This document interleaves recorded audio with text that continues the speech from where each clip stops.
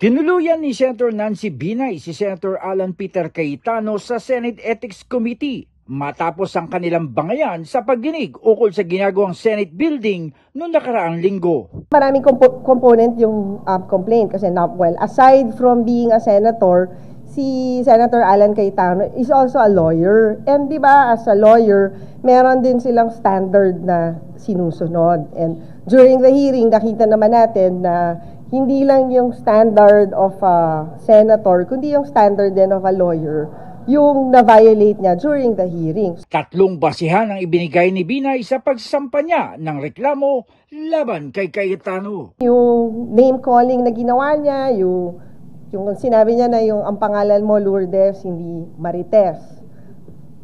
Tapos yung pangalawa nga is yung buang, but sa akin, for me, yung pinaka-grave is yung pag-accuse niya na nagbibigay ako ng copy dun sa 10 radio interviews ko daw ng set of questions. Sa puntong ito, naging emosyonal na si Binay sa paniniwalang ang pakay talaga ni Cayetano ang dungisan muli ang mga Binay, gaya ng ginawa niya sa kanyang ama, si dating Vice President Jojo Binay at kapatid na si dating Makati City Mayor Junjun Binay noong 2014 hanggang 2015. This time around, parang hindi na ako papayag na gawin niya ulit na yung paninira na ginawa niya. And I'm a mother, magulang ako, so kailangan akong protektahan din yung mga anak ko na ayoko na pag bumalik sila sa eskwelahan, may magsasabi sa kanila na yung nanay mo pala sira ulo kasi tinawag ni Senator Cayetano na buang.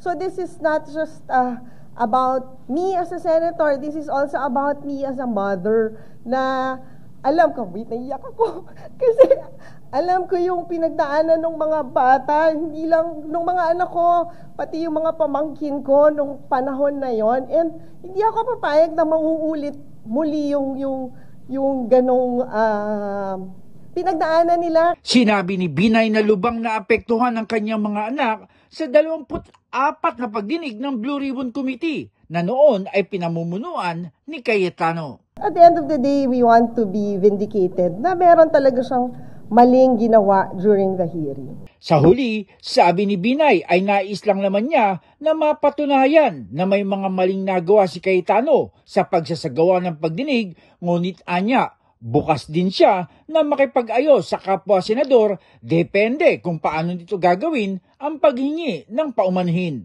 Tignan natin, depende ko ano yung explanation din sa apology. Kasi di ba minsan may mga apology na I apologize but ito yung hindi kasama din sa apology. Ayon naman kay Cayetano, handa din siyang magsampa ng kanyang reklamo laban kay Binay sa kanilang Ethics Committee. Ngunit mas nais niyang munang mabigyan linaw ang tunay na halaga ng kanilang gusali sa Taguig City. Ang ginagawa ni Senator Nancy from the start, nililito tayong lahat eh. Alam niya namang walang mangyayari dyan sa ethics case eh. Pwede ko rin siyang filean ng ethics case eh. Dahil unethical din yung mga pinanggagawa niya. Ang issue yung 23 billion. Ano ba mas importante sa tao? Kung anong tingin ni Nancy sa akin at anong tingin ko sa kanya? Or kung ano talaga ang nangyayari dyan sa building? That's precisely what she's trying to do, to drive the attention to that. Ito yung picture. Sabi ko, first time ko nakakita, siya nag-file pero siya mukhang guilty, di ba? So, simpleng-simple lang naman to eh. Isa lang pinag-uusapan natin dito. Magkano talaga ang Senate building? Dapat ba talaga natin gastusin ang 23 billion or more? Si Cayetano, bukas din na makapagkapatawaran na lamang sila ni Binay sa isang kondisyon. Ganyan sa isang legislative body. Nakita niyo yung masasakit na nangyari sa akin sa Kongreso, nangyari din sa akin sa Senado nung panahon ni Senator Villarreal, nangyari din sa CA yan. Pero it's part of work. After that, no more problem, di ba? Pero mag-ayos tayo. Tayo na, hindi ikaw. Mag-ayos tayo. At paano tayo magkakaayos, Senator Nancy? Simple lang, stick to the issue. May 3 bahagi din ng konstruksyon ang binanggit ni Cayetano na hindi katanggap-tanggap talaga sa kanya ang halaga. Pero yung pasad na yan na 1.6 billion, yung broadcast system at saka security system na pag pinagsama mo 2 billion, yung garden o landscape na 663 million, hindi pwede sa akin yan.